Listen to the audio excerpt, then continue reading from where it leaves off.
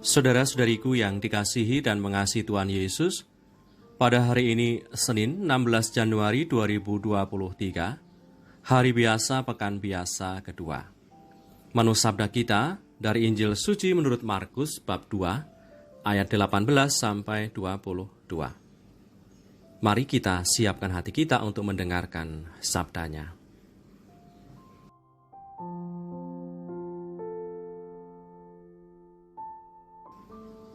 Pada suatu kali ketika murid-murid Yohanes dan orang-orang Farisi sedang berpuasa, datanglah orang-orang dan mengatakan kepada Yesus, "Mengapa murid-murid Yohanes dan murid-murid orang Farisi berpuasa tetapi murid-muridmu tidak?"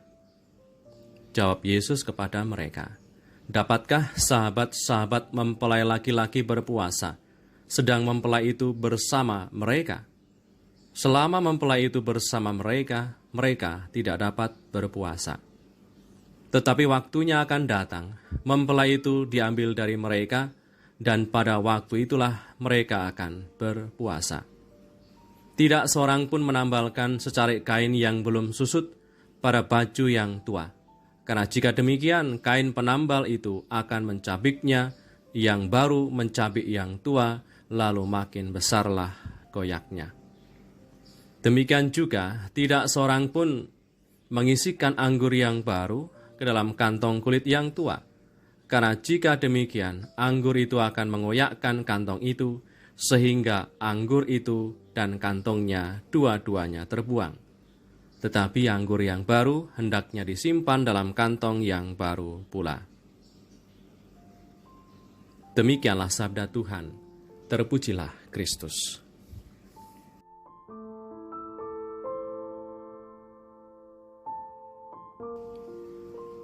Saudara-saudariku yang terberkati, tadi Tuhan Yesus bersabda demikian, anggur yang baru hendaklah disimpan dalam kantong yang baru pula. Anggur baru dengan kualitas baik perlu dihargai dengan kantong baru yang harus kita siapkan supaya anggur tetap awet terjaga dengan baik.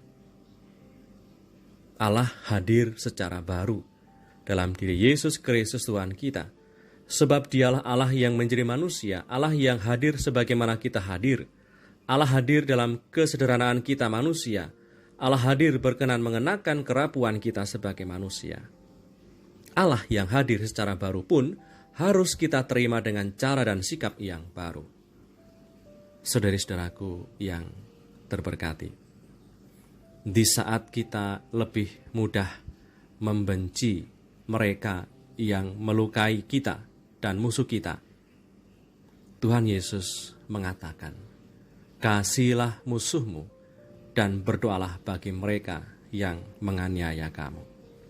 Di saat lebih mudah mengabaikan sesama yang menurut kita rendah dan tidak berguna, Tuhan Yesus mengatakan, "Sesungguhnya segala sesuatu yang kamu lakukan untuk salah seorang dari saudaraku yang paling hina ini, kamu melakukannya untuk aku." Di saat lebih mudah menyimpan dendam dan amarah atas perlakuan kasar seseorang kepada kita, Tuhan Yesus mengajarkan, "Ya Bapa, ampunilah mereka, sebab mereka tidak tahu apa yang mereka perbuat." Di saat kita lebih mudah mengeluh dengan keadaan dan selalu merasa kurang, Tuhan mengajarkan kita untuk bersyukur kepada Allah. Seperti dikatakan dalam Injil Matius bab 14 ayat 19.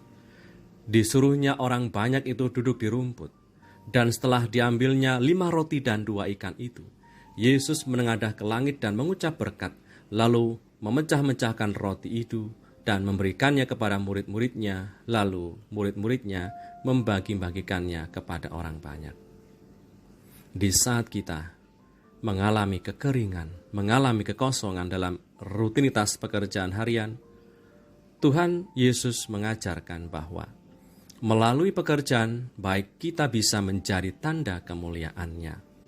Sama seperti pada saat Yesus yang bangkit mulia menampakkan diri kepada para murid-Nya di tepian pantai, Tuhan Yesus menggunakan hasil tangkapan para murid-Nya, yaitu ikan goreng, untuk menunjukkan kemuliaan-Nya.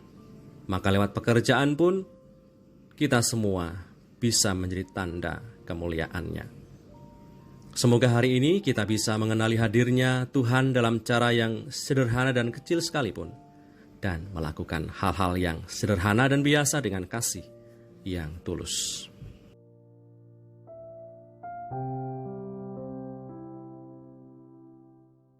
Marilah berdoa dalam nama Bapa dan Putra dan Roh Kudus. Amin.